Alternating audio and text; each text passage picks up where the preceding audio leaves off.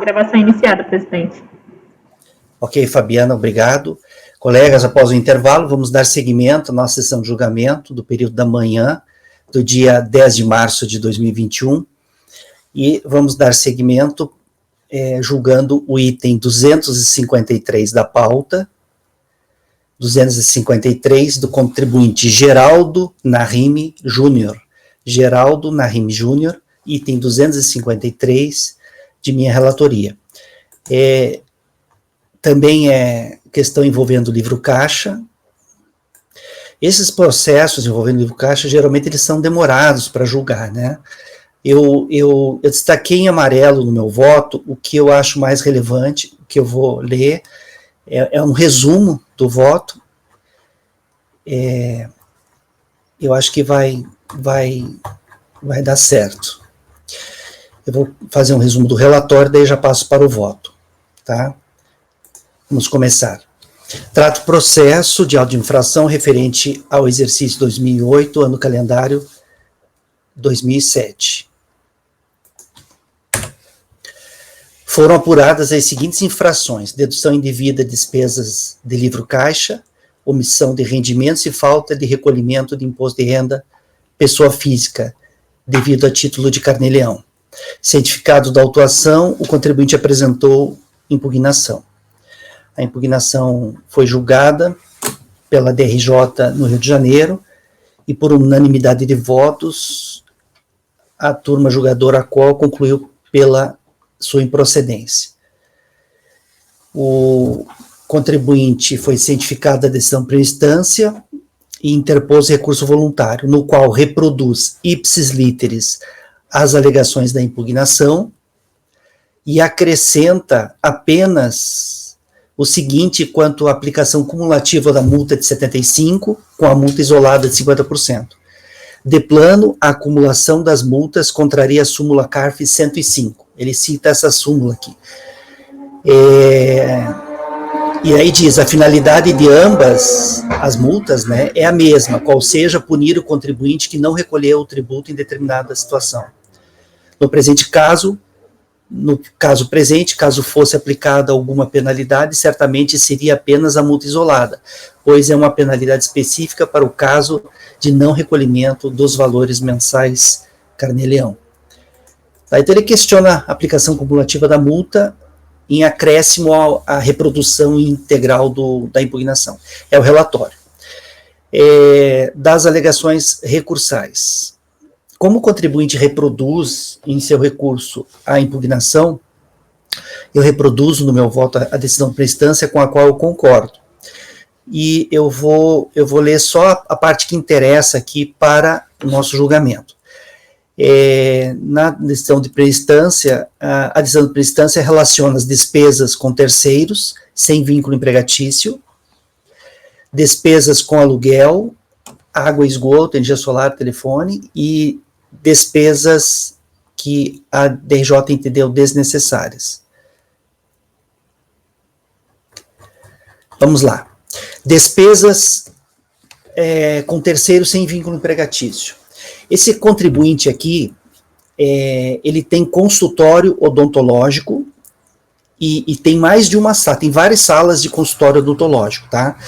Em relação aos profissionais Antônio e Marcos, afirma o impugnante que eles prestaram atendimento odontológico a seus clientes em decorrência de contrato de aluguel e que os atendimentos excedentes, 3 por dia, estão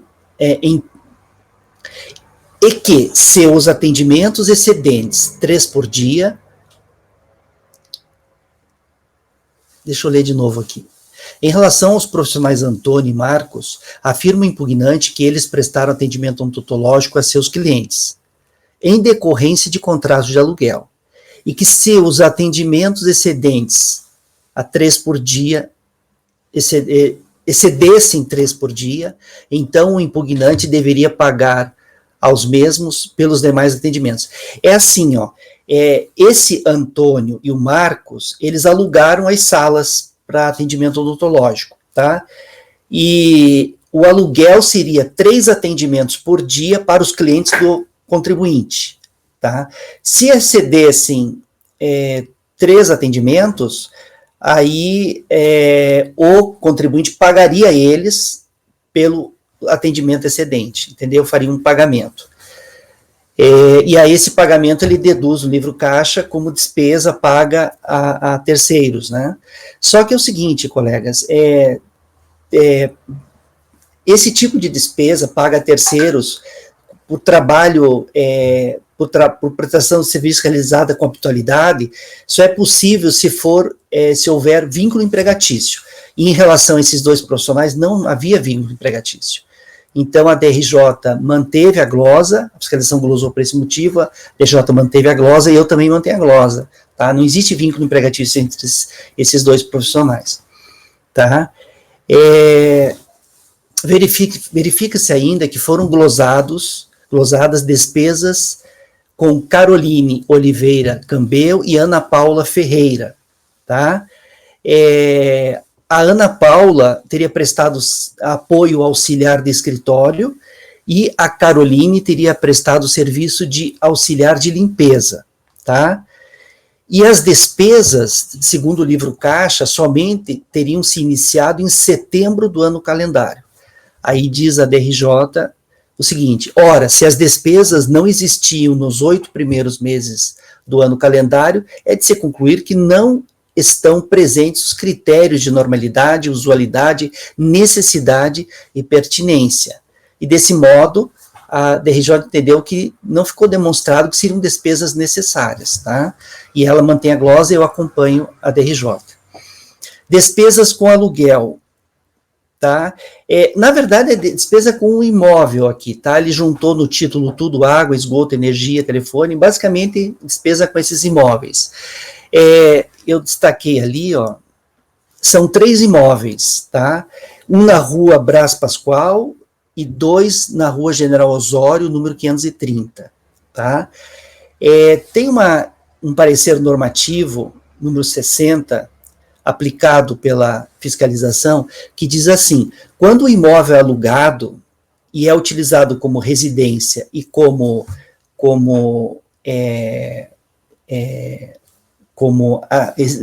usado como residência e usado na atividade profissional do contribuinte, pode ser deduzido, como livro caixa, 1/5 do aluguel, tá? Se ele alugar um imóvel e usar como residência e na prestação do seu serviço, da sua atividade profissional, ele pode deduzir 1/5 do valor do aluguel com despesa no livro caixa, tá? E aí, o que acontece é o seguinte: o imóvel, o que a fiscalização fez? Em relação, porque o contribuinte deduziu tudo, sabe? Todas essas despesas de aluguel com esses imóveis. O que o fiscal fez? Em relação ao imóvel da rua Brás Pascoal, que é destinado à atividade comercial e residencial, ele deduziu 1/5 do valor do aluguel. O imóvel da rua General Osório, o contribuinte, num primeiro momento, ele falou para a fiscalização, em resposta a uma das intimações, que ele utilizava o imóvel como residência, tá? Além do outro, da Brás Pascoal, ele usava o imóvel da General Osório como residência. E aí, a fiscalização consultou o contrato de locação e viu o seguinte, que no contrato consta que o apartamento 1 da Regional Osório se destina, pelo contrato, tá? Se destinaria exclusivamente a guarnecer o consultório. E o apartamento 2 se destinaria exclusivamente a uso residencial, tá? Mas, como o contribuinte falou que ele utilizou os 2 apartamentos, eu até coloquei em amarelo ali, ó, em relação ao imóvel na rua General Osório, apesar de informar num primeiro momento a existência de residência, alegou posteriormente que a estrutura da clínica está distribuída fisicamente nos 2 imóveis, apartamento 1 e 2. Então, um dos apartamentos da General Osório ficou concluído, né, pela fiscalização, que ele seria utilizado tanto como residência quanto como apartamento para uso residencial. Então, o que a fiscalização fez? Ela fez assim: o apartamento da rua Brás Pascoal, a fiscalização considerou 1/5 do aluguel como dedução no livro caixa, e um dos apartamentos da General Osório também considerou como 1/5 da dedução no livro caixa, e o outro, que é só comercial, só residencial, a fiscalização não considerou daí. Tá? Eu concordo com o entendimento, ela aplicou exatamente o que diz o parecer. E com relação às tais despesas necessárias, tá? Se vocês correrem o voto lá para baixo, não vai estar dentro do voto, eu vou tirar do voto, mas eu coloquei uma planilha lá no final, pulo uma folha depois do final, e tem uma planilha que vocês vão ver, despesas desnecessárias.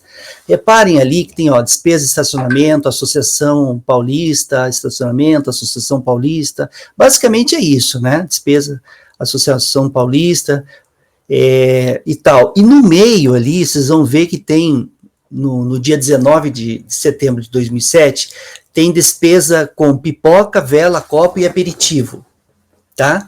Pipoca, vela e aperitivo. Em relação a essa glosa dessas despesas que totalizaram, a fiscalização glosou todas essas despesas, por entender que eram desnecessárias, que totalizaram 2.313, em relação a todas essas despesas, o contribuinte vem e questiona apenas a pipoca, a vela, o copo e o aperitivo, né? O foco da defesa é basicamente, ele tenta mostrar que todas essas despesas são necessárias e foca a defesa nessa parte ali. Então, eu vou ler a parte em amarelo aqui para vocês entenderem. Das despesas desnecessárias. As despesas consideradas desnecessárias pela autoridade tributária, no total de 2.312, estão listadas na tabela juntada à folha 473, que é essa que eu trouxe para vocês. Verifica-se que elas correspondem a pagamentos para associações, sindicatos, estacionamento, gás e gasolina. Apenas no mês de setembro há um único pagamento para comercial LL limitada, discriminando na tabela os produtos pipoca, vela, copo e aperitivo, no valor de R$ 235. A nota fiscal correspondente, juntada às folhas trás, discrimina ainda outros produtos. Então, nessa nota, tem outras coisas além da vela e do copo, né? Eu vou ler a parte que eu não marquei em amarelo ali para vocês entenderem. No entanto, o impugnante pretende utilizar essa única despesa como exemplo para afirmar que todas as despesas glosadas como desnecessárias seriam necessárias. No ponto, afirma, por exemplo, que os instrumentos odontológicos são embalados em sacos de pipoca, elevados a autoclave para esterilização, e que os copos descartáveis e papel toalha utilizados por pacientes para bocejos e enxaguar a boca. Ora, do valor total das despesas apontadas como desnecessárias pela fiscalização, no valor de 2.312, conforme tabela citada, o impugnante separa uma única despesa no valor de 235 e aponta como necessários alguns poucos itens ali discriminados. Entretanto, mesmo em relação a esses poucos itens, não consegue comprovar de forma satisfatória. Repare que dentro dessa nota, lá que dá para ver na tabela, copo tem aperitivo também. A impressão que eu tenho é que é uma festinha que foi feita, né? Copo, aperitivo, guardanapo, pode até ser utilizado no consultório, mas não está conclusivo isso na defesa, né? Então, a fiscalização mantém a glosa e a glosa e a DRJ mantém a glosa, eu entendo que tem que ser mantida também. E, por fim, a multa com relação à omissão de rendimentos, ele alega, na verdade, a acumulação das multas, questiona a acumulação das multas, né? E nesse ponto, ele traz a súmula CARF 105, né? Questiona, no recurso, eu transcrevi lá em cima para vocês, no relatório, ele menciona a súmula 105. A súmula 105 é uma súmula que trata de RPJ, e não se aplica aqui nesse caso, né? Mas como ele questiona aqui expressamente a acumulação das multas, eu trago então a súmula CARF 147, que é a súmula que se aplica ao caso, e digo o seguinte: conforme se observa no enunciado da súmula, A partir da medida provisória 351, de 22 de janeiro de 2007, restou positivada a possibilidade de aplicação concomitante da multa isolada por não recolhimento do carnê-leão com a multa de ofício. Desse modo, como as multas em tela abarcam o ano calendário de 2007, tem-se por correta a aplicação simultânea das duas multas. Tá? Então, o ano aqui é 2007, a partir de 2007 é possível acumulação, então eu mantenho as duas multas. E daí, suposto, voto por negar provimento ao recurso voluntário. Alguém gostaria de comentar o processo ou voto? Luiz, como que você vota? Então tá, pode falar, Francisco. Eu fiquei um pouco na dúvida só em relação a essas despesas aqui com esses auxiliares aqui. No caso, conforme os recibos apresentados, Ana Paula Pereira prestou serviço de apoio ao auxiliar de escritório, por 655-657. Esporádico. Esporádico, não foi. E Carolina Oliveira prestou serviço como auxiliar de limpeza, tal.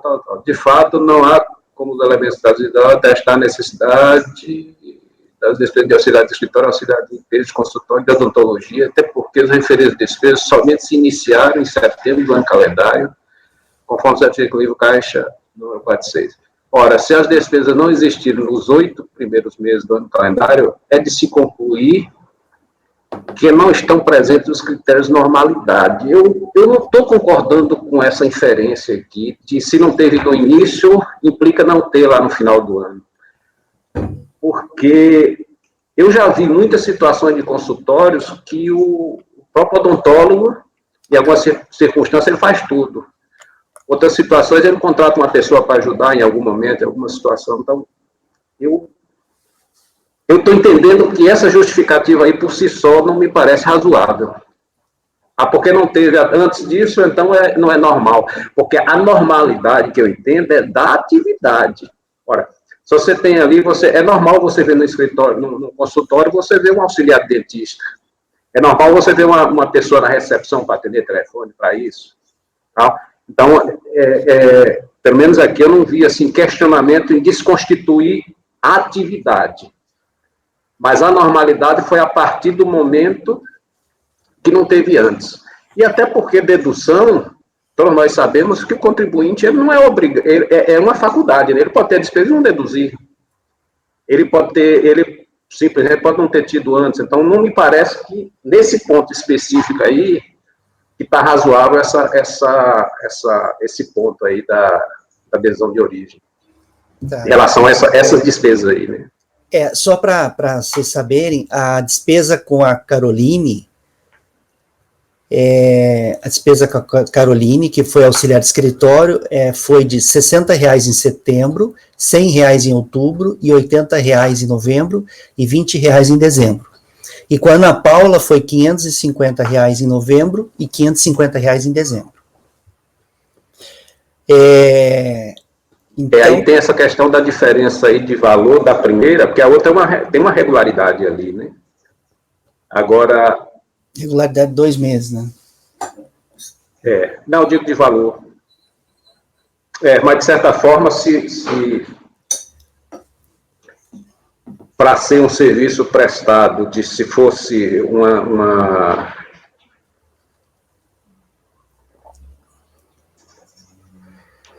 secretária fazer limpeza, alguma coisa, alguns dias, você poderia ser que tivesse uma sequência de recibos, é um recibo único, né? Talvez caracterizasse. Não, tudo bem. Mas fiquem à vontade, tá, colegas? Fiquem à vontade em relação... Mas divergência de valor também não é fundamento, né, Francisco, para o ordem de dedução. Até porque pela descrição são 2 atividades, uma de limpeza, outra auxiliar de escritório. A de limpeza pode ser o que está com valor divergente, inclusive. Trabalhou, foi 1 vez no mês, foi 2 vezes no mês, foi 3 vezes no mês, justificaria a diferença, por exemplo. E a de escritório pode ser o de valor fixo, 550 e 550.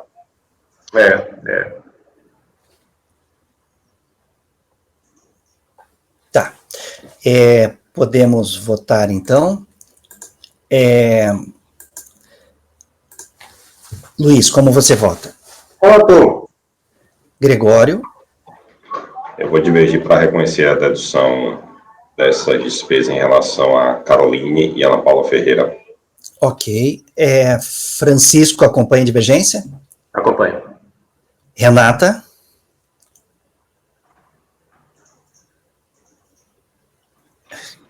Perdão, em vez de eu ligar o microfone, eu desliguei a câmera. Acompanho a divergência também. Rafael? Divergência. Márcio? Relator. Ana? Divergência. Então tá. Então, por maioria de votos,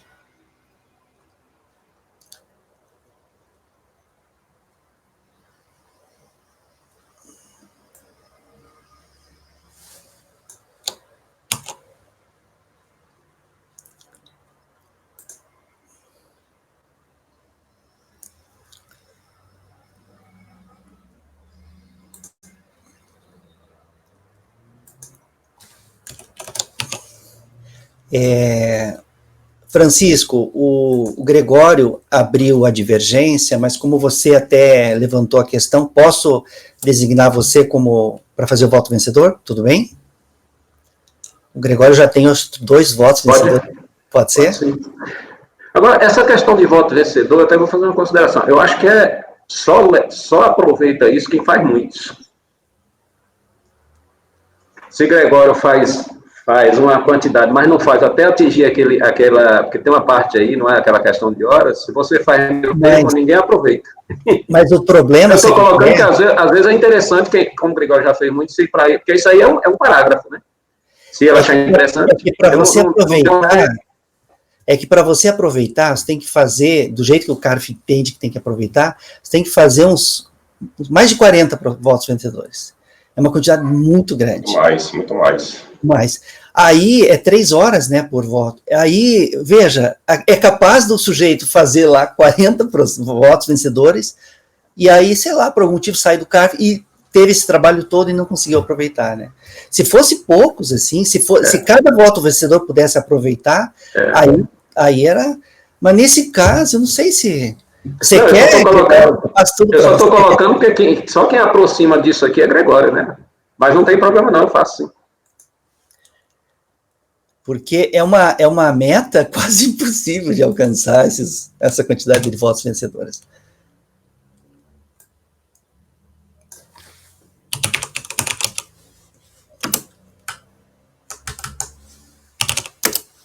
Só um instantinho, 2 segundos.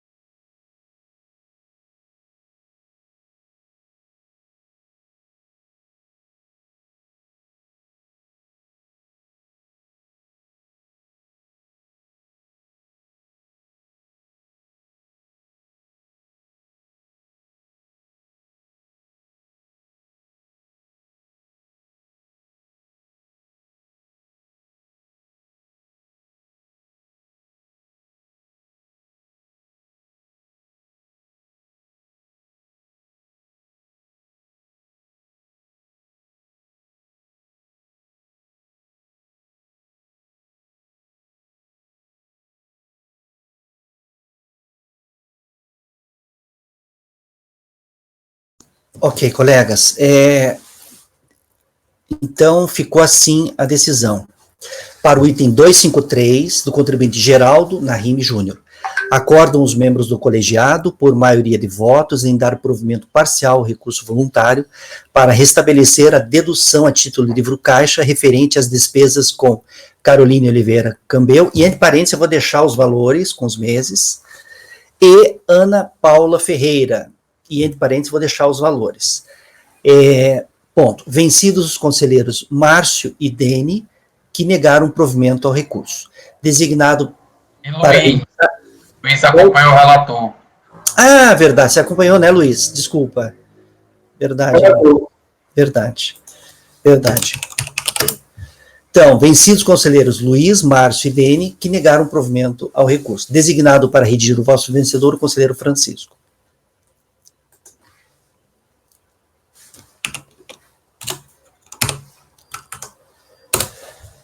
Então, essa é a decisão para o item 253. Agora vamos para o item. Esse item, colega 253, estava desde junho na pauta, desde que começou as reuniões virtuais. Todos esses meus são de junho também, de hoje e de amanhã. É um ou outro de fora de CC de junho.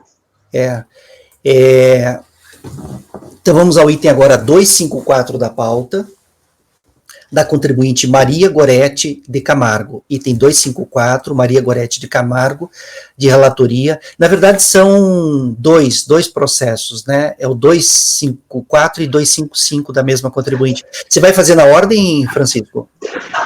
Na verdade, a decisão é semelhante, na verdade, só muda o exercício de um para o outro. A argumentação, o tratamento é semelhante. Vai começar pelo 254, então, né? 254 mesmo. Então tá, colegas, item 254 da pauta. Francisco, pode iniciar a leitura.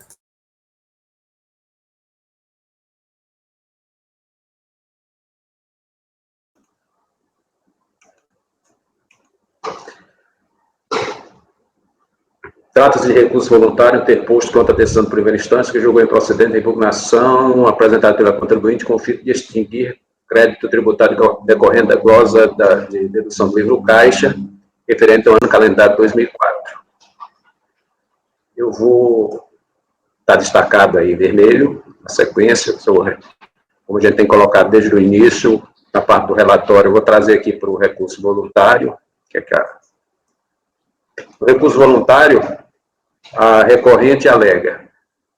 Ela simplesmente argumenta que, por se tratar de profissional liberal, possui direito à referida dedução e a dita documentação desacompanhada do livro Caixa escriturado. Eu conheço do recurso.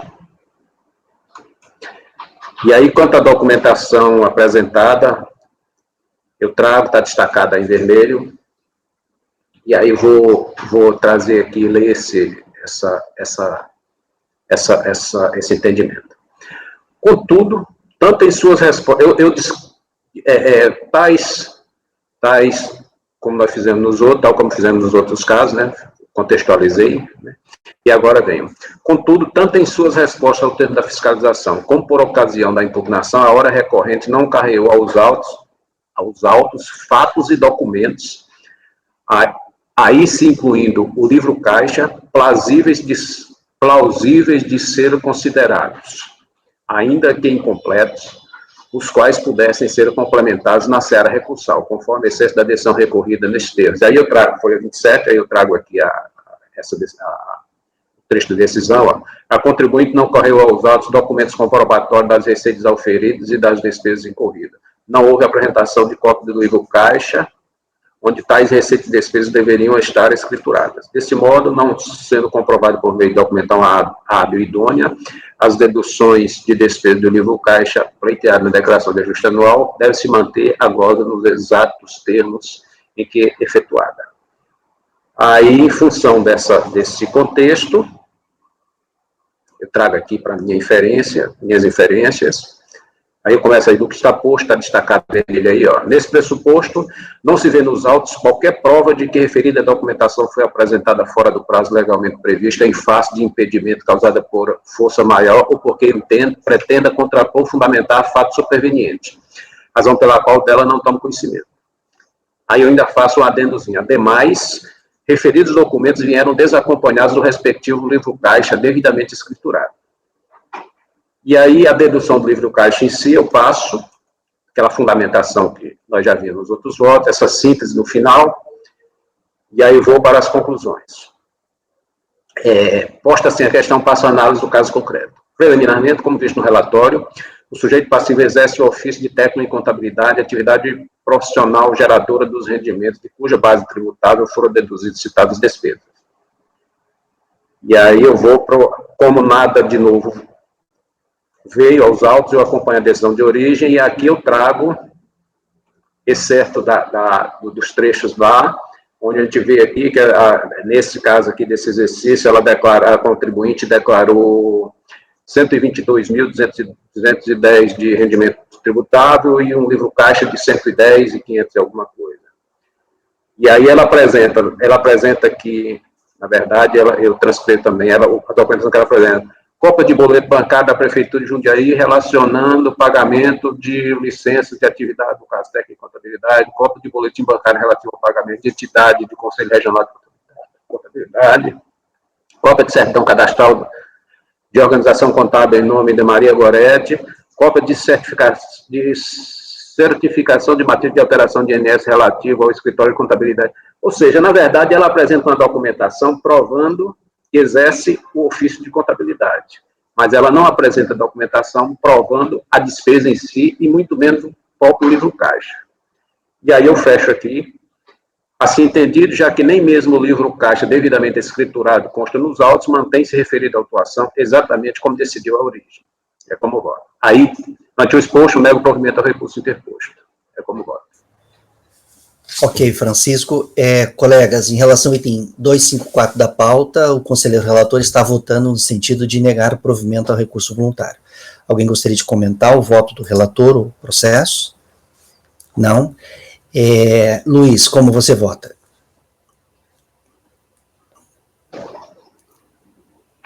Relator. Gregório? Relator. Renata? Acompanho. Rafael? Eu acompanho. Márcio? Acompanho. Ana? Acompanho. Eu também acompanho. Então, para o item 254 da pauta, da contribuinte Maria Goretti de Camargo, ficará assim o resultado. Acordam os membros do colegiado, por unanimidade de votos, em negar provimento ao recurso voluntário. Francisco, o item 255 só muda o ano calendário, isso? São as mesmas razões as razões, os argumentos e os fundamentos e a decisão são as mesmas, muda só o exercício. E o voto seu é o mesmo voto? É né? o mesmo, é o mesmo. No sentido de negar provimento. Colegas, em relação ao item 255, da mesma contribuinte, são as mesmas, segundo o relator, as mesmas razões recursais, as mesmas razões de decidir do relator, e ele está negando provimento ao recurso voluntário. Eu vou perguntar de maneira geral para todos. Alguém diverge do relator em relação ao item 255? Ninguém diverge? Eu também não divirjo. É a mesma decisão, então, do item 254. Então, para o item 255 da pauta, da contribuinte Maria Goretti de Camargo, ficará assim o resultado também. Acordam os membros do colegiado, por unanimidade de votos, em negar provimento ao recurso voluntário. Agora vamos passar para o item 256. São dois itens do mesmo contribuinte, e o Debrando José Valadares da Silva Filho. Contribuinte Hildebrando José Valadares da Silva Filho, itens 256 e 257.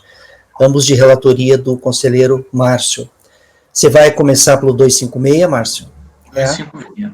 Então, colega, o 256 da pauta. Márcio, pode iniciar a leitura. O 256 é um processo só de glosa de deduções nos anos calendários 2007 a 2009. Eu vou enfrentar a partir da leitura do voto. A princípio, o contribuinte entabula uma preliminar de nulidade, informando no relatório do acordo recorrido que houve cesseamento do direito de defesa pelo não conhecimento da diligência realizada junto a profissional de saúde.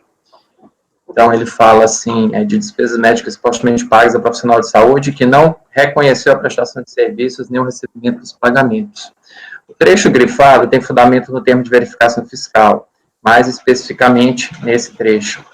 A autoridade tributária, ela não procedeu à diligência de que trata o artigo 18 do PAF, até mesmo porque se procedesse, não poderia, né, fazer. Mas há procedimento de fiscalização junto a terceiros, procedimento de circularização com o intento de coletar informações ou outros elementos de interesse da administração tributária. Portanto, não houve ofensa à ampla defesa, pois o contraditório apenas é instaurado após a lavratura do auto de infração.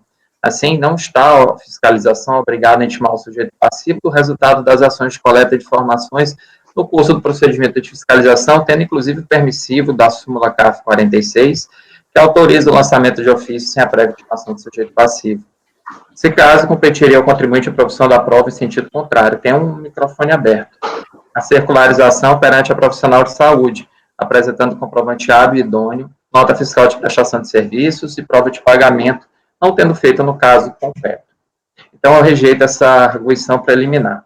Com relação às despesas com os alimentandos, eu trouxe aqui o trecho da lei, o artigo 8º, o artigo 9º, na realidade, vou ter aqui o 8º, mas o artigo 9º, parágrafo 3º, e ele tenta deduzir as despesas médicas com instrução em favor de Virgínia Brandão Valadares e Murilo Cercato Valadares.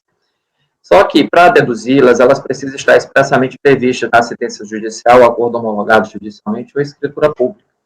Abaixo eu trouxe a sentença e a leitura da sentença não expõe. Primeiro, não traz o nome do Murilo Cercato Valadares, e em segundo caso, ela não expõe que a Virgínia Brandão, que o contribuinte estava obrigado a pagar as despesas médicas e construção em favor de Virgínia Brandão Valadares, mas apenas 2 salários mínimos. Com exceção dos alimentos provisionais no valor de 2 salários mínimos, não há previsão na sentença homologatória de pagamento de assistência médica, não sendo a petição da ação de oferta de alimentos, que não foi juntada aos autos, instrumento adequado a demonstrar esse dever. Ainda que fosse, caberia ao recorrente apresentá-la, acho que vou corrigir aqui, apresentá-la, pois o ônus da prova lhe incumbe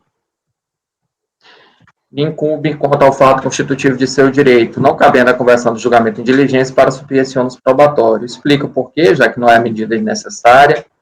Como resultado, a conversão do julgamento em diligência para municiar os autos da referida petição inicial e verteria ilegalmente o ônus da prova em favor do contribuinte, que é quem deveria trazê-la, quem deveria tê-la trazido, aos autos, quem deveria ter trazido aos autos o arcabouço probatório que desse suporte aos seus argumentos.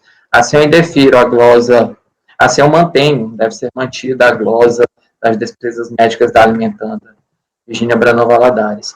Quando ao pedido para rever de ofício a declaração de ajuste anual para incluir despesas médicas que faria jus, isto não pode ser atendido, por força do mencionado artigo 147, parágrafo 1º do CTN.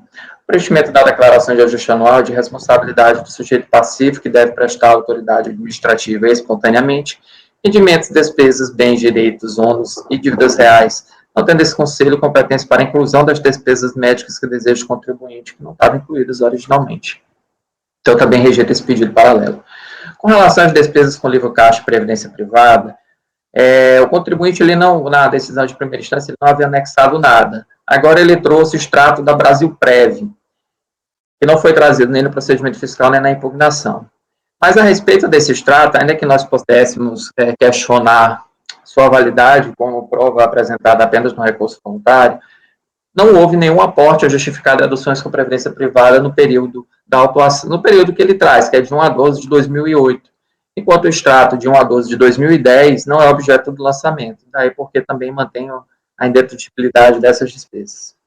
Com relação à pensão alimentícia, ele insurge-se apenas com reconhecimento parcial da pensão em 21.937 em vez de 23.805.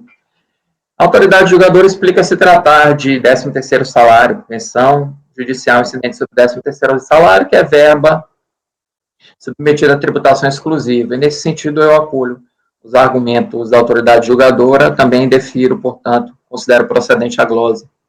Por fim, houve qualificação da multa de 150%. E houve manutenção dela também. Eu vou começar a ler a partir daqui. 2 são os alicerces da acusação fiscal para imposição da multa qualificada: a conduta reiterada e a comprovação da não prestação de serviços de Maria do Rosário Benício Gonzalez, cujo termo de intimação e resposta a esta não estão juntados aos autos para apreciação dos julgadores.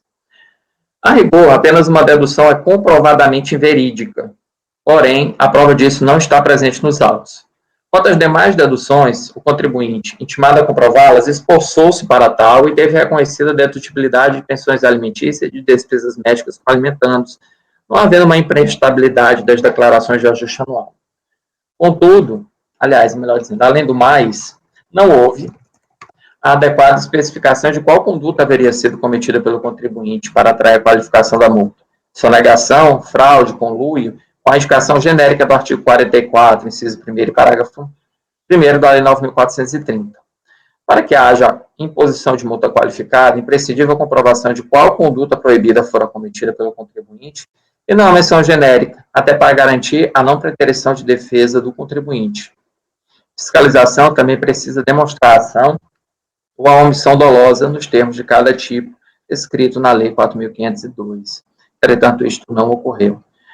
Portanto, presidente, eu volto a tentar passar provimento ao recurso voluntário, mantendo todas as glosas realizadas pela fiscalização, mas reduzindo o percentual da multa de ofício ao patamar legal de 75%. Ok, Márcio.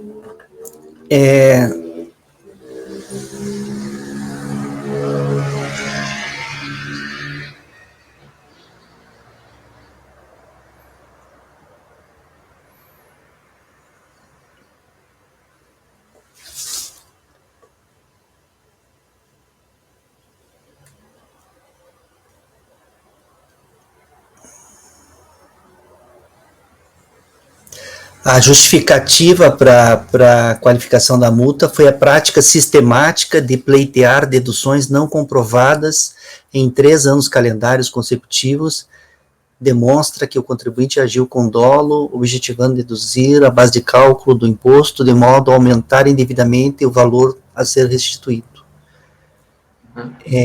Também inicia então os que foram declarados as despesas supostamente pagas, a qual não reconheceu. Inclusive ele fez dedução de despesa médica que a prestadora não reconheceu, daí, né, ela foi intimada, eu acho que não reconheceu, né?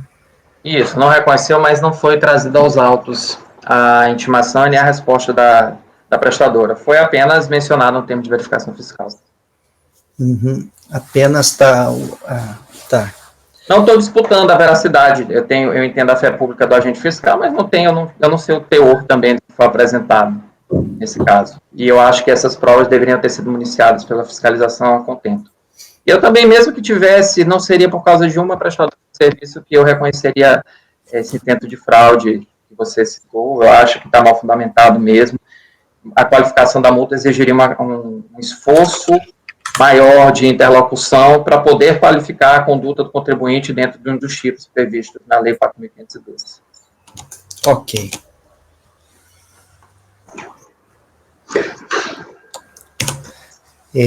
Colegas, alguém quer fazer algum comentário? Em relação a esse item, Márcio, da despesa com alimentandos, isso aqui, na verdade, é instrução e despesa médica. Uhum. Não, na realidade, ela só deduz um plano de saúde da Virgínia. Ele quer também incluir outra... É Virgínia, não é o nome dela? Isso, Virgínia Brandão Valadares. Ele quer incluir também outras despesas que não foram incluídas espontaneamente. Mas não há nenhum indicativo, né, na sentença de que houve expressamente... Mas essa Virgínia é dependente dele, né? Na declaração do imposto de renda. Não, ela é alimentanda. Eu estou aqui com... Eu abri o processo. É que Márcio citou que na decisão não tem essa previsão. Sim, mas se ela consta como dependente dele, tá aqui na declaração do imposto. Não, mas foi glosada. Mas foi glosada. Está aqui, aqui no relatório fiscal, glosadas integralmente as deduções a título de dependentes, assim como as despesas médicas e construções a eles relativas, posto que filhos beneficiários de pensão alimentícia, alimentando-os. Está no início do relatório.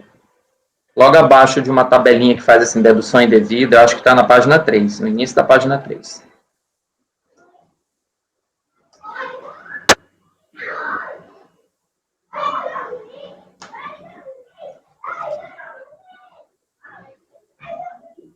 Porque na declaração dele, essa aqui é a declaração no calendário 2007, a primeira. Ele declara como dependente Virgínia e Murilo, e no campo de dependente, né? E no campo de pagamentos e doações efetuados, aí ele vai declarar aqui também como dependente / limitando, os dois, Murilo e Virgínia.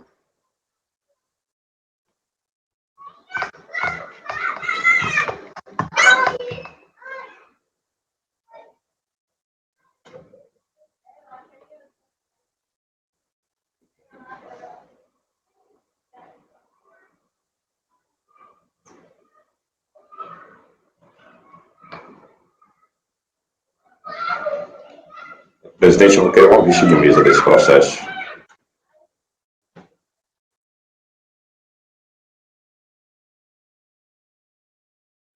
Denis, você está sem microfone. Eu não vi. Você quer uma vista de mesa, Gregório? Mas eu gostaria de votar, a hora da votação eu gostaria de votar.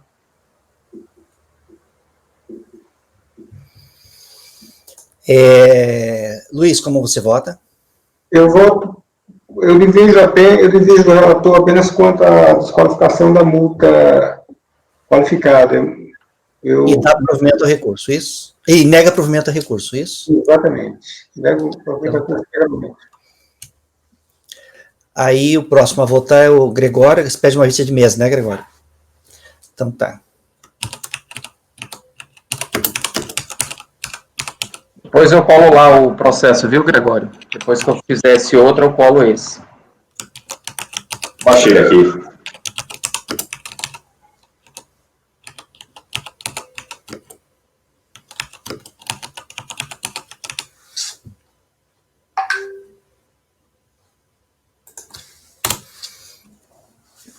Mantém a vista ou consegue resolver agora? Mantenho. Então tá. Então, vista de mesa.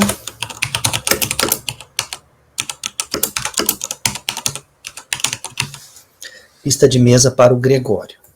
Quem mais quiser dar uma olhada.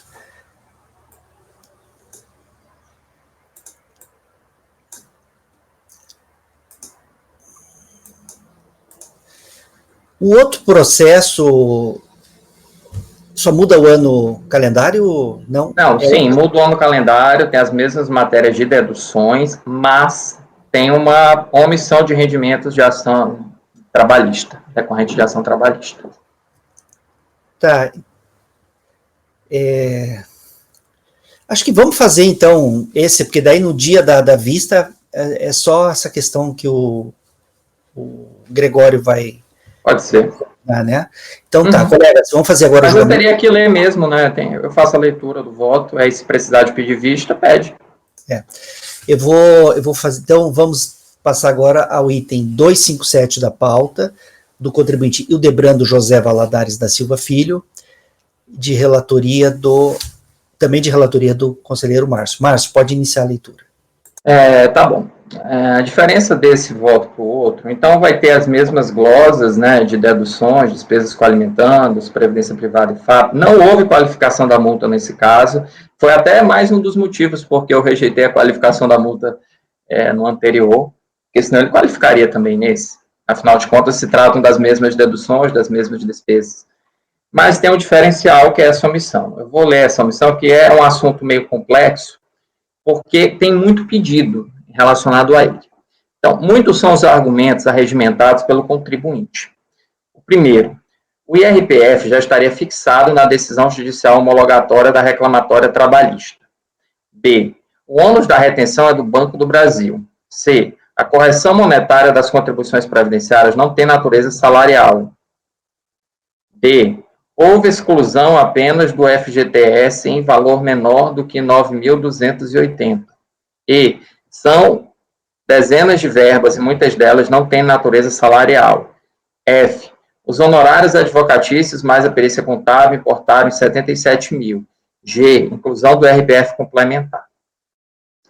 O contribuinte informou, indevidamente antecipo rendimentos tributáveis recebidos do Banco do Brasil de 322 mil, com imposto retido de 14 mil quebrados, em decorrência de decisão trabalhista. A autoridade julgadora, com base nos alvarás aí citados, então por isso que eu deixei o processo na área de trabalho, para vocês conferirem, calculou o valor total liberado, nele incluído o imposto retido na fonte de 381 mil, e excluiu honorários advocatícios de 35 mil e honorários periciais de 4,5 mil para obter o valor líquido de 341 mil. Então, já houve exclusão de uma parte de honorários, esse valor aqui. Como não foram apresentados aos autos documentos que permitissem identificar as receitas tributáveis das não tributáveis integralmente, a autoridade julgadora realizou regra de proporcionalidade a fim de determinar o percentual do FGTS não tributável em comparação com os rendimentos líquidos totais, em procedimento com que estou de acordo.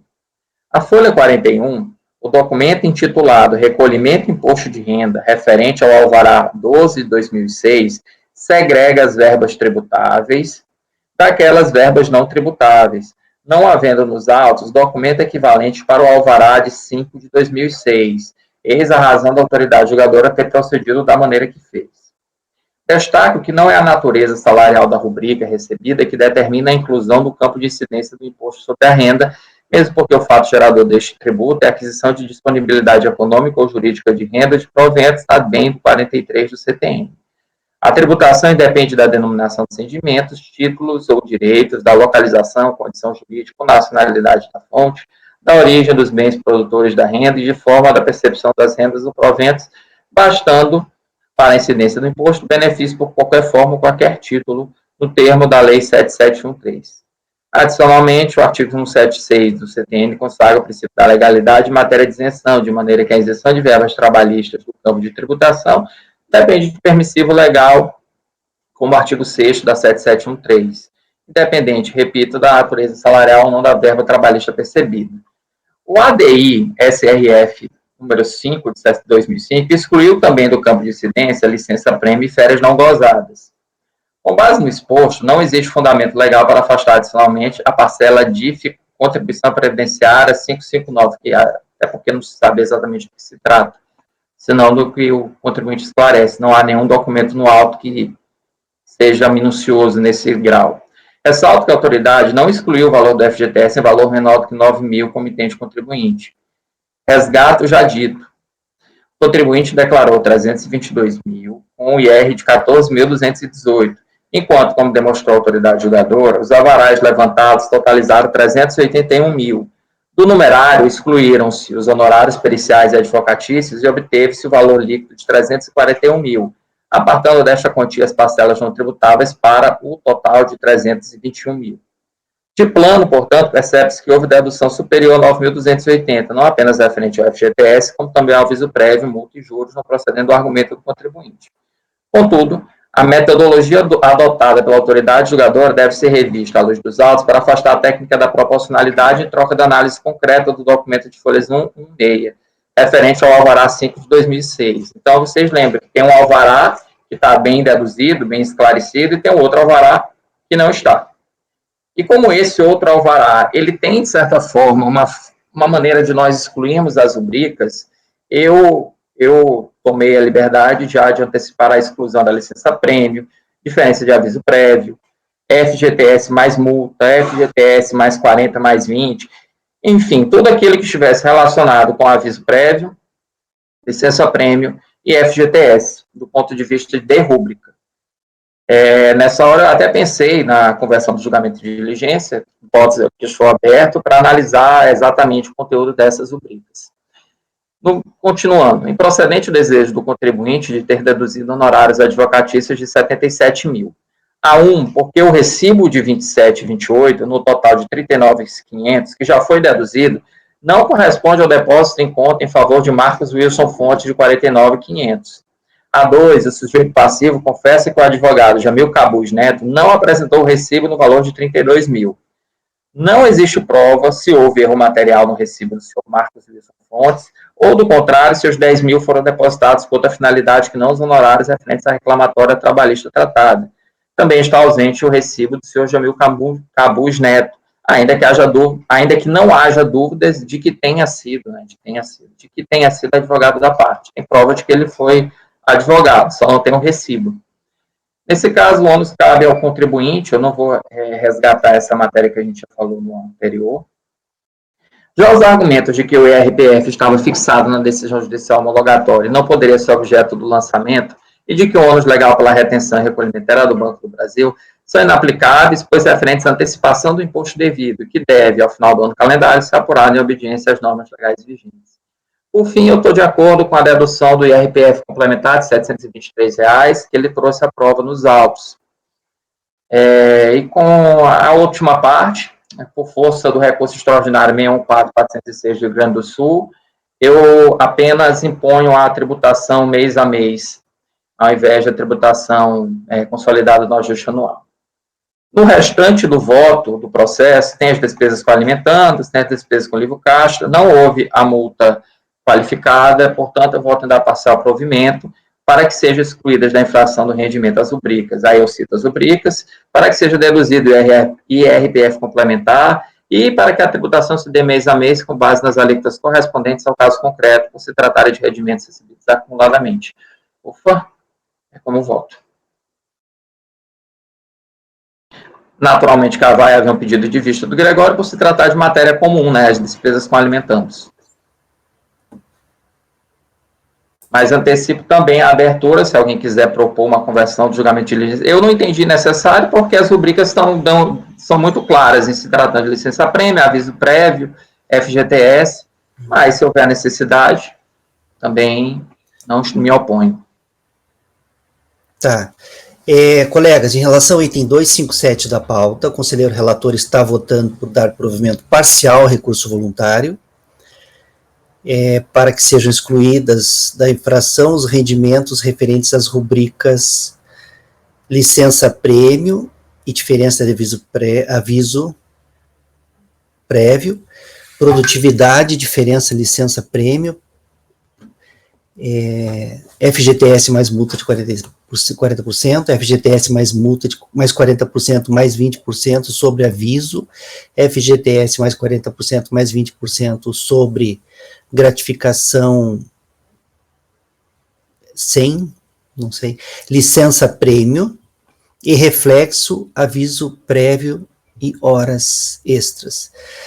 Para que seja deduzido o imposto complementar de 723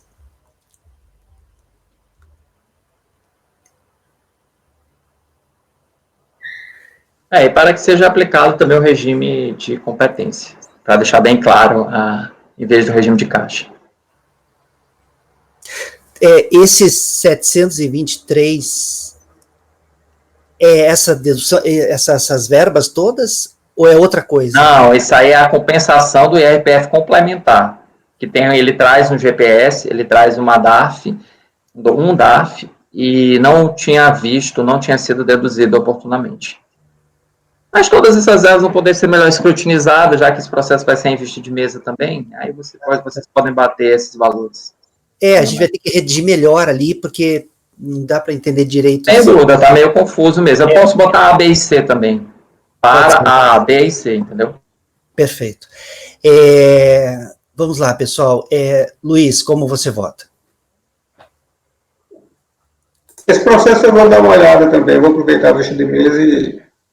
que o Gregório vai pedir vista de mesa desse daí. Não, é você que vota primeiro. Você vai pedir vista de mesa, então?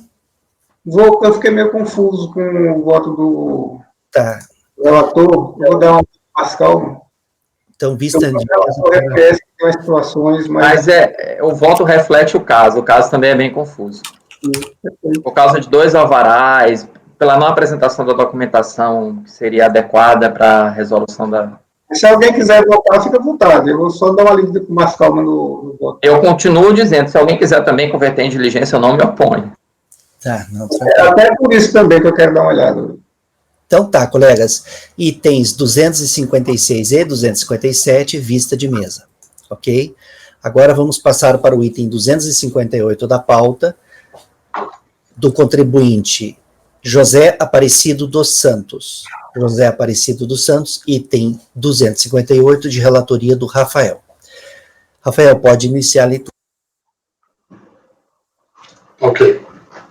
Iniciou-se em março de 2008 com o termo de início de fiscalização, folhas 9 e 10, referente ao ano calendário de 2005, conforme a lei de procedimento fiscal, número tal, para que o contribuinte recorrente justificasse comprovando de rendimentos tributáveis, recebidos de pessoa jurídica, o lucro no montante anual, justificasse o lucro anual, comprovando de rendimento de aplicações financeiras, etc. Que está tudo especificado. Intimado em 11 de março de 2008, a R de folhas 11, o contribuinte apresentou justificativa, folha 12 a 15, e documentos, folha 16 a 98. Dando sequência ao procedimento, o cônjuge do contribuinte, senhora Maria Sueli Vinhoto Santos, foi intimada, a R de folha 101, para que apresentasse a documentação hábil idônea referente ao acréscimo patrimonial descoberto, folha 99, e extrato anexado, folha 11. Diante desse cenário, contra o contribuinte recorrente, ocorreu o lançamento do crédito tributário, folha 107. Tem a justificativa dela, está no relatório. Vocês querem que leia? É curta. Vou ler. O senhor José Aparecido dos Santos, CPF tal, cônjuge da contribuinte, está sob procedimento fiscal conforme mandado número tal.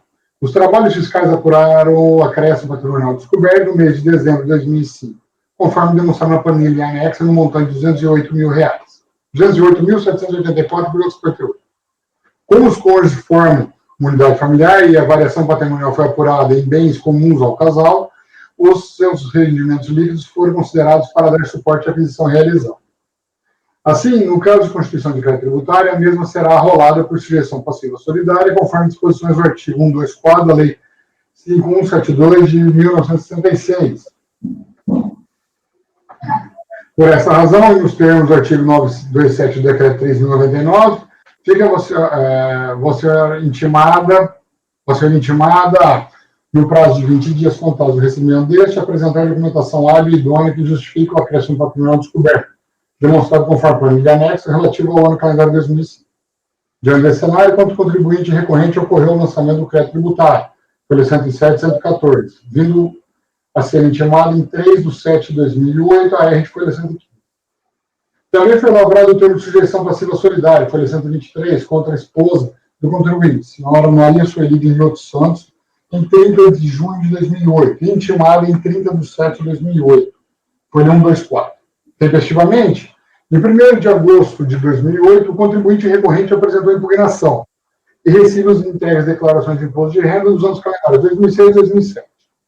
Contra o cônjuge do contribuinte, ante o silêncio da mesma, foi lavrado o termo de revelia. A terceira turma do DRJ em Campo Grande, por unanimidade, julgou improcedente a impugnação e manteve o lançamento conforme a emenda do acordo, para o emenda.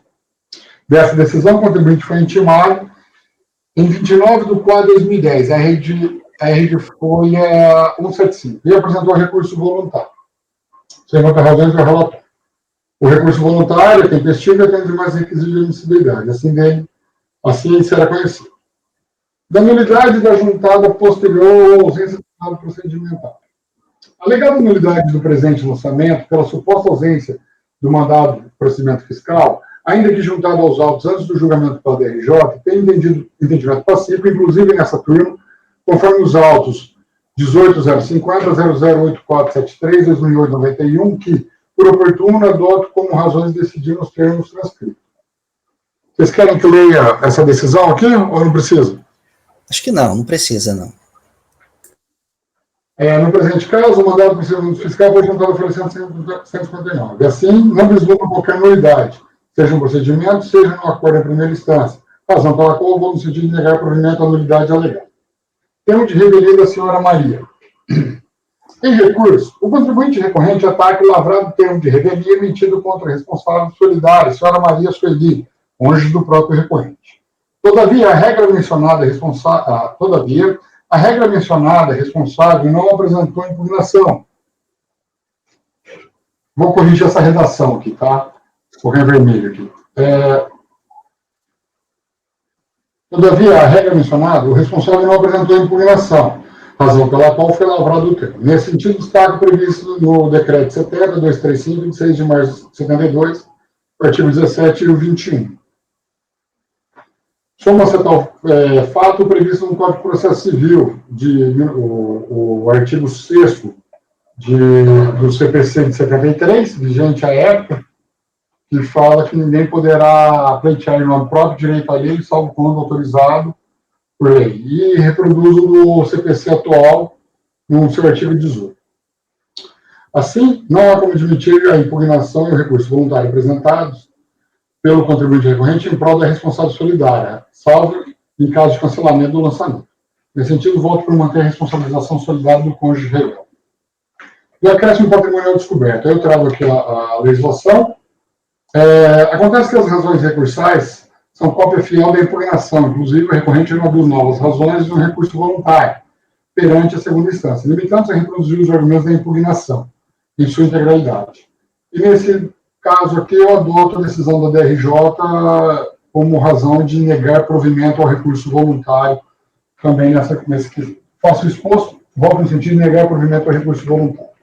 É como eu voto, presidente. Ok, Rafael. Colegas, em relação ao item 258 da pauta, o conselheiro relator está votando no sentido de negar provimento ao recurso voluntário. Alguém gostaria de comentar o processo ou voto do relator? Não. Luiz, como você vota? Relator. Gregório? Acompanho. Francisco? Acompanho o relator. Renata? Acompanho. Márcio? Acompanho. Ana? Acompanho. Eu também acompanho o relator. Então, para o item 258 da pauta, do contribuinte José Aparecido dos Santos, ficará assim o resultado.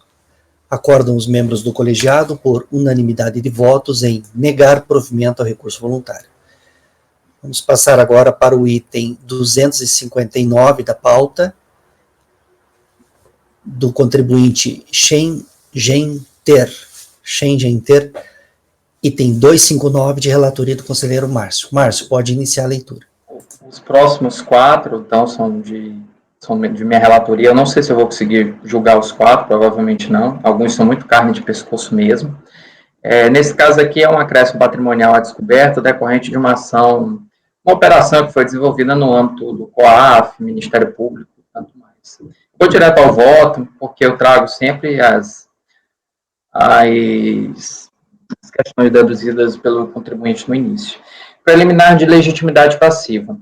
O recorrente contesta que a inexistência de homônimo na base da receita não é prova para concluir pela titularidade de contas bancárias mantidas no exterior. Quer dizer, ele vai afirmar que o nome Shenzhen é um nome comum na China e que ele não é o titular, basicamente, dessas contas. O recorrente foi identificado como ordenador da movimentação de recursos no exterior, com crédito na subconta tal e débito tal, em conformidade com o documento de folhas 40. A fiscalização é decorrente do procedimento de operação desencadeado por autoridades públicas nacionais de enfrentamento à transferência ilícita de recursos ao e do exterior e aos crimes correlacionados, tendo envolvido RFB, Bacen, COAF, com a colaboração de autoridades estrangeiras. A investigação concluiu que empresas sediadas em Nova York representavam doleiros brasileiros ou empresas offshore e atuavam como preposto bancário e financeiro de PF ou PJ, entre estas, contribuintes brasileiros que enviaram ou movimentaram divisas no exterior à revelia do sistema financeiro nacional, ordenando, remetendo ou se beneficiando de recursos em divisas estrangeiras. Ao largo das investigações, afastou-se o sigilo bancário da Beacon Hill Service Corporation, que utiliza contas e subcontas mantidas no Merchants Bank, para a finalidade anteriormente descrita. A promotoria do Distrito de Nova York remeteu às mídias eletrônicas e documentos contendo dados financeiros da empresa Beacon Hill às autoridades nacionais e o Departamento de Polícia Federal instruiu-os com os laudos periciais necessários a subsidiar os esclarecimentos dos fatos relativos às movimentações financeiras. Então, estes dados chegaram à RFB. Assim, Os dados que embasaram a investigação fiscal e a autuação consequente foram obtidos por meios lícitos, autênticos e aludem aos documentos encaminhados e autorizados pela Justiça Federal da 2ª Vara Federal Criminal de Curitiba, não havendo por que duvidar e negar o fato de o nome do contribuinte constar como responsável nas movimentações dos recursos no exterior. Entretanto, o contribuinte alega a inexistência de prova documental que o associe como titular das contas mantidas no exterior, muito embora seus nomes e CPF estejam informados em documento produzido por agente público que detém presunção de veracidade, é um documento produzido pela PF, e de fé pública, sendo desnecessária perícia ou diligência, ressalvada a prova contrária produzida pela parte interessada, que é esse meu ponto, né? Pois não consta nos autos qualquer indicação de que o contribuinte tenha adotado qualquer medida, seja perante a autoridade policial ou judiciária, para a verificação da utilização indevida de seu nome nestas operações, a ponto de inquinar a imputação fiscal. Não havendo indício de inidoneidade dos documentos elaborados, deve ser rejeitada a argumentação de sua legitimidade e legitimidade passível. A título de esclarecimento e transparência, houve também um julgamento em referente aos lançamentos do ano calendário 2002, que teve um entendimento diverso do meu. As autoridades julgadoras estão livres para formar sua convicção em torno das provas carreadas aos autos, não havendo vinculação da razão de decidir deste Conselho ao que houver sido acordado em processos diversos, ainda mais por se tratar de instância revisora dos atos decididos nas delegacias de julgamento. Recordo que foi um processo paralelo na DRJ de São Paulo. Então, eu rejeito essa primeira preliminar. E para que não haja qualquer omissão nesse julgado, ainda que não arguído de maneira direta e objetiva, o contribuinte ele menciona de passagem que foi lastreado em fichas apócrifas, redigidas na língua pátria ou em inglês, e com frases ininteligíveis e indecifráveis. Então, eu recordo que o artigo 192 do CPC demanda que o documento em língua estrangeira seja traduzido para a língua portuguesa. Porém, a toda evidência, o documento intitulado, que é o único documento em inglês, Outgoing Domestic Money Transfer Form and Funds Transfer Agreement, tem um E no final, não embasou o lançamento, até por se referir a período e valor diverso, tratando-se, creio, de arquivo carreado aos autos equivocadamente pela fiscalização. Esse documento não tem nada a ver com o lançamento contemporâneo, mas provavelmente com o lançamento do ano calendário de 2002, que foi aquele do ADRJ. O que lastreou o lançamento foi o documento produzido de folhas 40, o qual, apesar de enumerar códigos, possibilita que se identifique com facilidade em língua portuguesa o valor, o número da conta, data e CPF do contribuinte, não havendo prejuízo à defesa, ainda mais por estar acompanhada de intimações em que a autoridade fiscalizadora esclarece o que deseja. Mais esse prisma, rejeita a preliminar arguída. Ele vai entrar com a arguição de violação do sigilo bancário. Nesse ponto aqui, eu acho que nós não precisamos entrar no mérito, nós já sabemos que não há violação do sigilo bancário em honra ao RE 601-314, mais transferência do sigilo bancário ao sigilo fiscal. Também não houve decadência, porque o imposto é um fato complexivo que se exaure no final do ano calendário. A gente está falando do evento de 2001 e a ciência do lançamento ocorreu em 28/12/2006. Como o fato gerador ocorreria em 31/12/2001, não há, portanto, decadência. Por fim, ele acredita não estar evidenciado o acréscimo patrimonial a descoberto, defendendo que o ingresso financeiro não pode ser considerado rendimento bruto, renda ou proventos de qualquer natureza. Aí eu explico como funciona o procedimento fiscal de acréscimo patrimonial a descoberto, que é, na realidade, um encontro de contas mensalmente entre recursos de origem com dispêndios e aplicações, e explico se tratar de uma presunção legal. Assim, a fiscalização não está tributando o ingresso financeiro e a respectiva movimentação, mas, a partir dela, caracterizando que as ordens emitidas ao exterior e a falta de comprovação dos gastos relacionados a tributos, guarda, manutenção, conservação e os demais indispensáveis aos bens imóveis de que detém a posse e propriedade, sinaliza a existência de acréscimo patrimonial descoberto, não declarado nem oferecido à tributação, pois os dispêndios e aplicações amontam valores maiores do que os recursos origens dentro do ano base, exteriorizando a presunção de omissão de rendimentos e propiciando o arbitramento da renda omitida e a apuração do montante de tributo devido. Veja que a fiscalização obedeceu à risca a metodologia descrita, desde o demonstrativo do fluxo financeiro mensal, em que apurou os ingressos e as saídas, inclusive aquelas presumidas pela legislação do imposto sobre a renda, até as entabuladas no demonstrativo de variação patrimonial. Não houve mácula no procedimento e o contribuinte não impugnou a natureza das remessas ao exterior, mas apenas sua titularidade. Nem houve a apresentação, a falta de comprovação, e não impugnou, eu acredito que eu queria dizer que, né, que houve a falta de comprovação dos gastos com bens imóveis. Por isso, é forçoso manter a autuação. Com relação à jura-taxa Selic, essa parte aqui a gente pode superar, já que tem esse entendimento simulado nesse sentido. Ao todo, eu voto em negar provimento ao recurso voluntário. Ok, Márcio. Colegas, em relação ao item 259 da pauta, o conselheiro relator está votando no sentido de negar provimento ao recurso voluntário. Alguém gostaria de comentar o voto ou o processo? Márcio, aconteceu o que com o outro processo que a DRJ reconheceu a legitimidade? Aí isso foi objeto de recurso de ofício, imagino.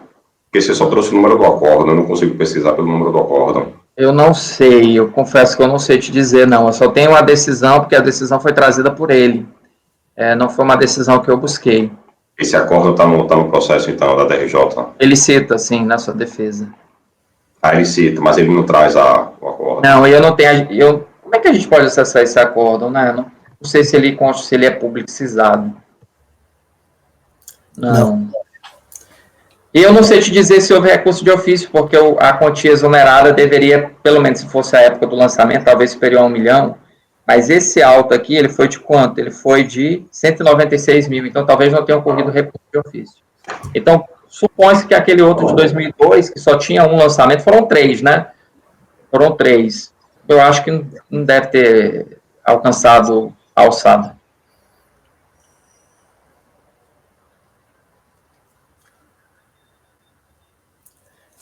Mais algum esclarecimento, Gregório? Basicamente, só para analisar, se quiser analisar o processo, é a folha 40. A folha 40 que faz a associação do contribuinte com CPF e nome dentro da operação.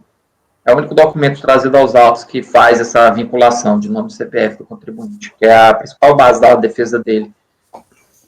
Até porque eu acredito que se ele fosse defender-se do mérito, falando de legitimidade passiva, e trouxesse documentos, aí ele meio que estaria, né, ele estaria agindo contra si mesmo, por isso que ele não apresenta documentação. É um raciocínio lógico. A gente consegue fazer uma vista de mesa aí, talvez pedir o apoio do pessoal do CARF para obter esse acordo na DRJ? Mas aí, se pegar o número do processo, ele não está disponível no e-processo, isso aí? Eu não recordo. Normalmente eu pesquiso. Vamos fazer vista de mesa, então. Vista de mesa. Vista de mesa, então. Item 259 da pauta. Vista de mesa. Francisco, enquanto eu faço a leitura do próximo, dá uma pesquisada aí. Eu talvez tenha encontrado, talvez não. Faz muito tempo que eu fiz esse voto. Tem mais de 6 meses. Deixa eu abrir o processo. Você tem o número dele aí do outro processo? Não, tu pega o número o CPF do contribuinte. Mas você tem fácil?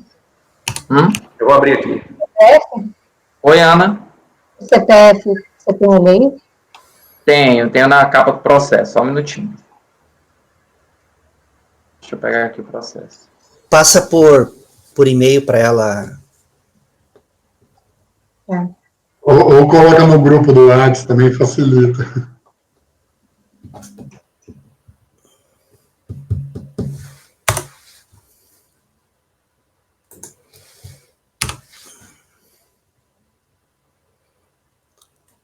Vou colocar aqui, tá? Mas vai sair com vista de mesa, né? Tô colocando aqui no grupo, nosso grupo. Tá, perfeito.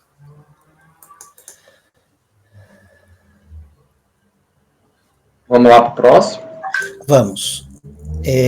O próximo item, então, este item 259, o conselheiro relator está votando por negar provimento ao recurso voluntário. Aí o Gregório pediu vista de mesa, a gente vai dar uma estudada nesse processo aí, vamos ver se localizamos a decisão da RJ para saber o que foi decidido. E vamos passar para o próximo.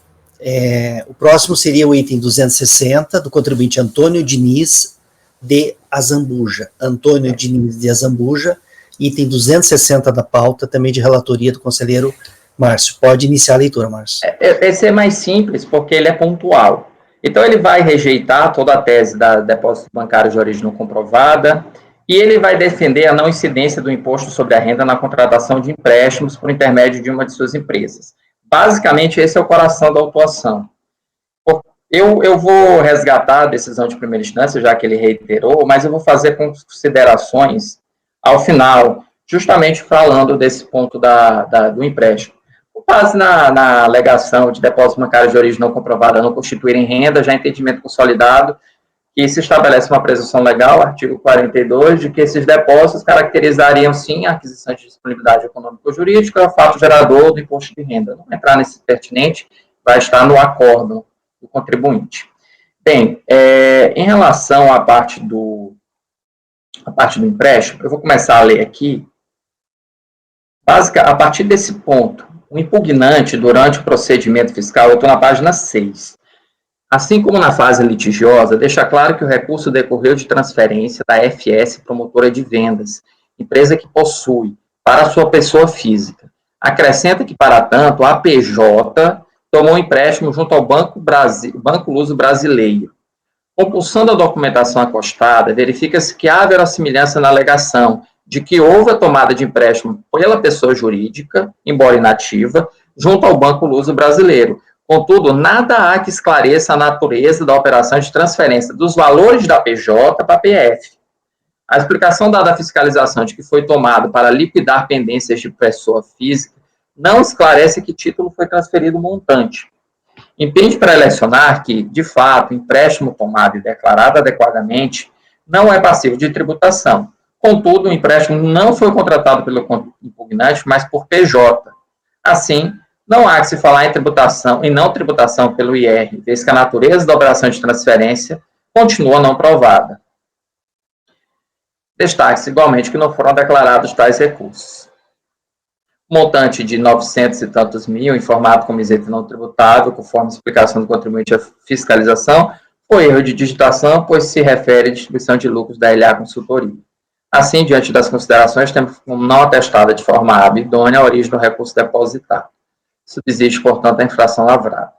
Apesar de haver a demonstração de que a FJ tenha contratado empréstimo com o banco, os valores repassados ao recorrente, membro do quadro societário, não ostentam a mesma natureza jurídica automaticamente, pois a comprovação da origem do recurso é necessária para que seja lhe dado o tratamento tributário adequado, se isento, se tributado exclusivamente, se tributado no ajuste. Indispensável que o contribuinte demonstrasse, através de documentação hábil e idônea, o negócio jurídico com a FJ Promotora de Vendas, para ser caracterizado mútuo e dado o tratamento adequado de rendimento isento. Mas isso não ocorreu.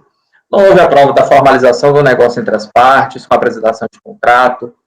Não houve reconhecimento da obrigação e do direito na declaração ou na contabilidade do mutuário e do mutuante, que estava inativo no ano calendário, e o controle por parte de desenvolvidos do fluxo de sua amortização ou mesmo de eventual repactuação. Além disso, por ser contratado entre partes relacionadas, maior rigor deve ser desprendido na análise do negócio jurídico e da oponibilidade de seus efeitos a terceiros. Pela ausência de documentação apta e idônea a comprovar a natureza jurídica do mútuo do valor recebido da FJ Promotora de Vendas e, portanto, as alegações defendidas em sede de recurso, entendo legítima a aplicação da presunção de omissão de rendimentos de origem não comprovada e nego o provimento ao recurso voluntário. Então, recordando, a FJ pega um empréstimo com o Banco Luso Brasileiro, até aí tudo bem, mas ela transfere esse recurso para a pessoa física e essa transferência que não foi provada se tratar de mútuo. Ela não herdaria a natureza de mútuo automaticamente. Embora seja fácil, razoável presumir que o contribuinte usa uma pessoa jurídica de que participa para contratar um empréstimo. Mas essa presunção não está provada nem por contrato, nem mesmo pela atividade, nem por, enfim, todo o arcabouço probatório. Ok, Márcio. Colegas, em relação ao item 260 da pauta, o conselheiro relator está votando no sentido de negar provimento ao recurso voluntário. Alguém gostaria de comentar o processo ou o voto do relator? Não? Luiz, como você vota? Relator. Gregório? Acompanho. Francisco? Eu acompanho o relator. Renata? Acompanho. Rafael? Acompanho o relator. Ana? Acompanho. Eu também acompanho o relator. Então, para o item 260 da pauta, ficará assim o resultado. Item 260, do contribuinte Antônio Diniz de Azambuja. Acordam os membros do colegiado, por unanimidade de votos, em negar provimento ao recurso voluntário. Agora vamos passar, que horas são? 12h43, dá tempo de fazer mais um? Dá. A gente pode invadir 5 minutos, talvez se tiver discussão pede vista logo, mas dá para fazer a leitura sim. Então vamos ao item, então, 261 da pauta, do contribuinte Elias Zito Canhadas. Elias Zito Canhadas, item 261, também de relatoria do conselheiro Márcio. Pode começar, então, Márcio. Também se trata de depósitos bancários de origem não comprovada, e tem outras infrações, mas ele vai atacar apenas a omissão de caracterizada por depósito bancário de origem não comprovada. É um processo longo, dá para perceber aqui o relatório é muito longo. Então, eu recordo aqui na página 7, o contribuinte não se insurge contra as infrações de omissão de rendimentos recebidos a título de resgate de contribuições de previdência privada e FAP, rendimentos de atividade rural, tanto que os informa na DAA, apresentado intempestivamente no curso de procedimento de fiscalização. Só para esclarecer esse ponto. O recurso voluntário, ele vai fazer a explanação de alguns créditos específicos e vai defender a natureza ele vai explicar a origem dos recursos e vai defender a natureza de atividade exclusiva rural. Então, vou começar direto no voto, portanto, deixa eu chegar lá.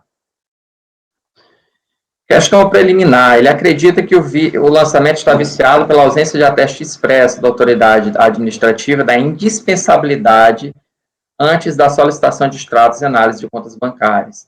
Esse argumento, trazido apenas em grau de recurso, em relação ao qual não teve oportunidade de conhecer e de se manifestar a autoridade julgadora de primeira instância, não pode ser apreciado em grau de recurso em face da ocorrência do fenômeno chamado preclusão consumativa.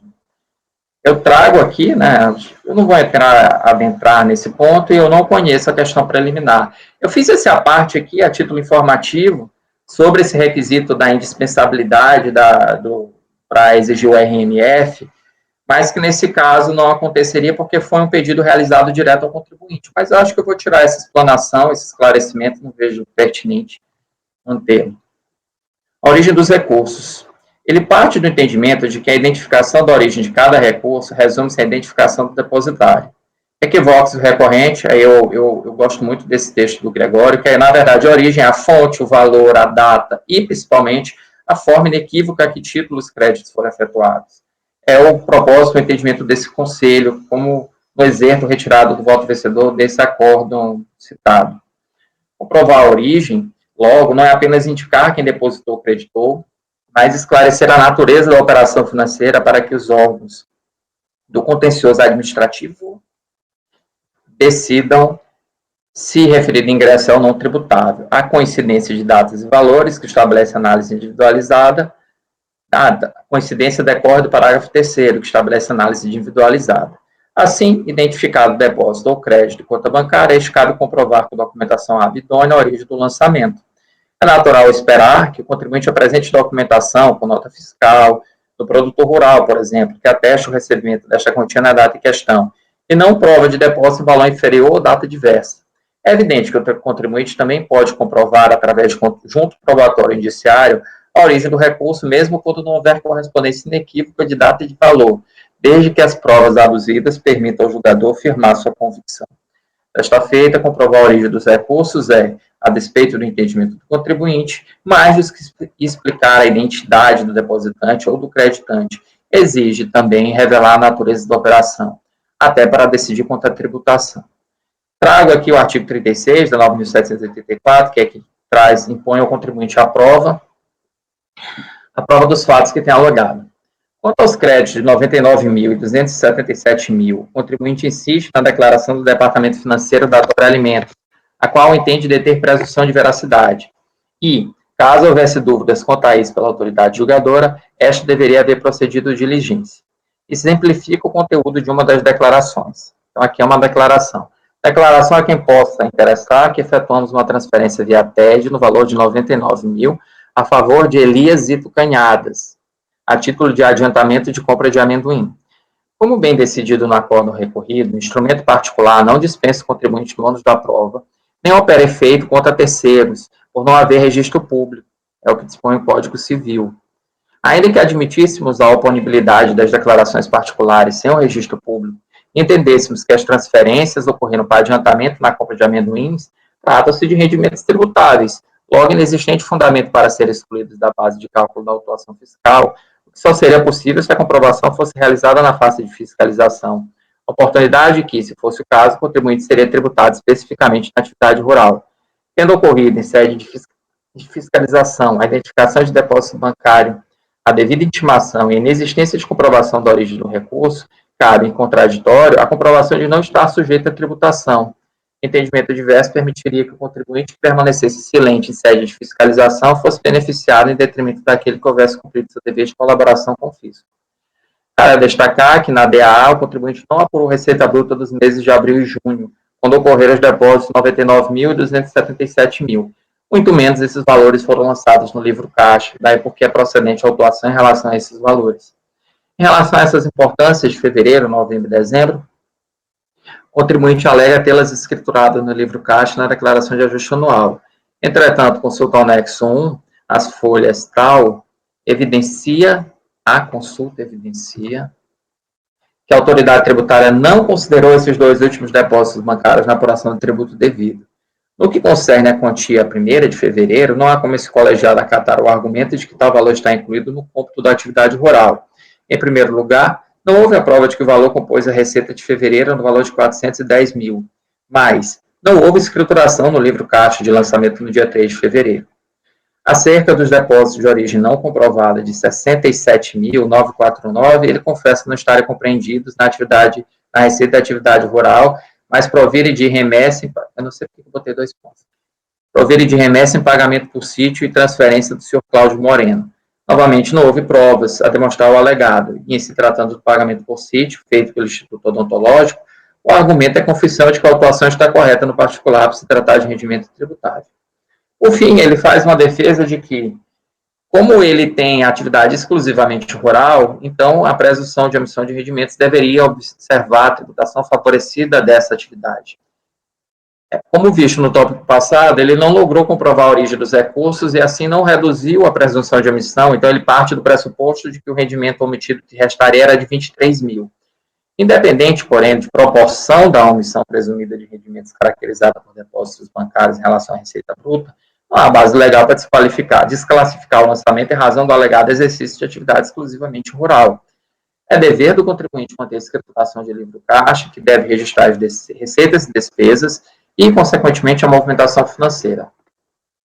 Atribuir aos depósitos bancários a natureza de receita da atividade rural, quando o contribuinte não se desincumbiu da obrigação acessória da lei, do artigo 18 da lei 9.250, seria benéfico ao infrator.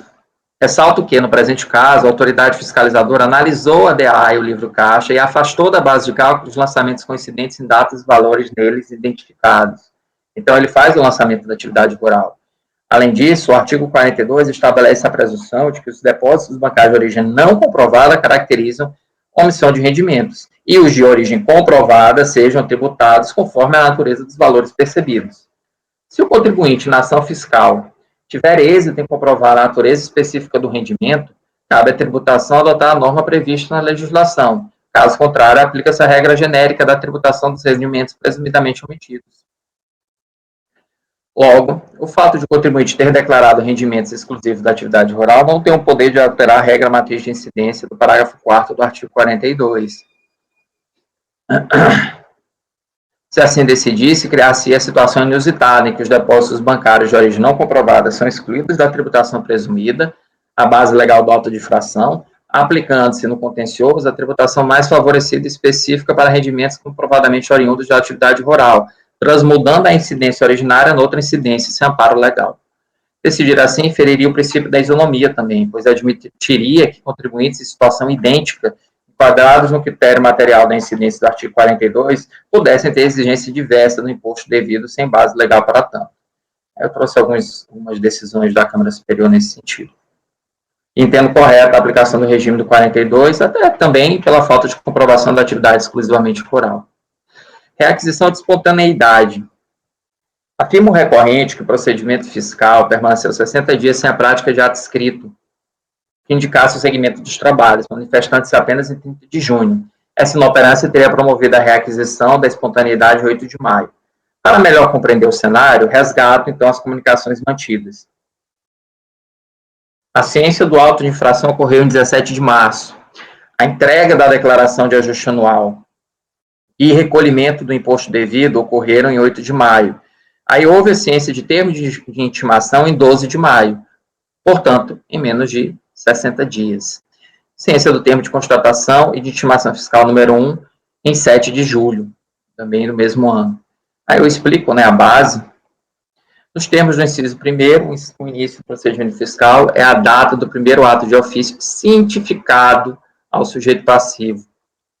Ao sujeito passivo, cientificado ao sujeito passivo é seu preposto. Excluída a espontaneidade que trata o artigo 138. Considerando exclusivamente o TIAF, termo de início da ação fiscal, ele readquiriria a espontaneidade em 16 de maio, tendo a declaração sido entregue em 8 de maio. Oportuno frisar que antes de 30 de junho, data eleita pelo contribuinte como ato escrito que indicou o procedimento dos trabalhos, a autoridade lavrou o termo de intimação fiscal, em que deferiu a prorrogação do prazo requerido, tendo este sido cientificado em 12 de maio, renovando aí a perda, renovando aí o prazo, né, vou falar assim, prazo por mais 60 dias. Perda fica meio estranho. Resta inaplicável o entendimento da súmula CAF número 75, por não estar caracterizada a inoperância da autoridade fiscalizadora por prazo superior a 60 dias. No mais, pelo princípio do processualista nemo auditur propriam turpitudinem allegans, o contribuinte não poderia alegar inoperância da autoridade fiscalizadora, resultado de petição por aquele apresentada requerendo a dilação do prazo. Com esse raciocínio, o termo de intimação fiscal, que deferiu a prorrogação requerida, deve ser considerado como ato escrito renovador do prazo de 60 dias, não estando constatada a requisição da espontaneidade. Assim, voto em não conhecer a questão preliminar do recurso voluntário na parte conhecida, nego-lhe provimento. Terminei 1 hora, exatamente. Ok. Colegas, em relação ao item 261 da pauta, o conselheiro relator está votando no sentido de conhecer parcialmente do recurso voluntário e na parte conhecida está negando o provimento. Alguém gostaria de comentar o voto do relator no processo? Luiz, como você vota? Relator. Gregório? Relator. Francisco? Relator. Renata? Acompanho. Rafael? Acompanha o relator. Ana? Acompanho. Eu também acompanho. Márcio, no dispositivo eu posso colocar matérias não pré-questionadas, matéria não pré-questionada, ou você prefere que eu coloque preclusão consumativa? Não, conforme isso que eu aprendi com a Renata, com a Ana também, preclusão consumativa, não foi pré-questionamento nesse caso. Eu valorizo muito os ensinamentos que eu tenho aqui com todos vocês. Eu vou votar pelas conclusões por conta disso, tá? Eu divirjo dessa posição. Por falta, por preclusão consumativa.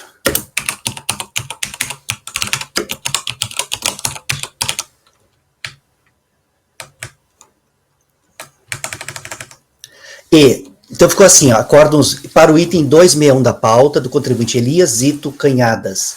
Acordam os membros do colegiado, por unanimidade de votos, em conhecer parcialmente do recurso voluntário, verifica se é isso mesmo, não se conhecendo da alegação quanto à ausência de ateste expresso da autoridade administrativa quanto à indispensabilidade dos extratos bancários. É isso, né? Você Eu escreveu... acho que ficou confuso, pode botar só não havendo sobre a indispensabilidade do RMF, mas não houve RMF, né? A questão é essa, basicamente.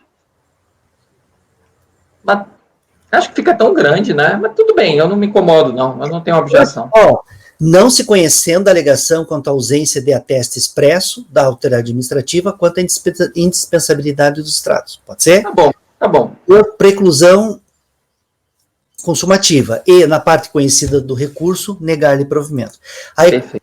Votou pelas conclusões quanto ao conhecimento parcial, o conselheiro tem, tá bom?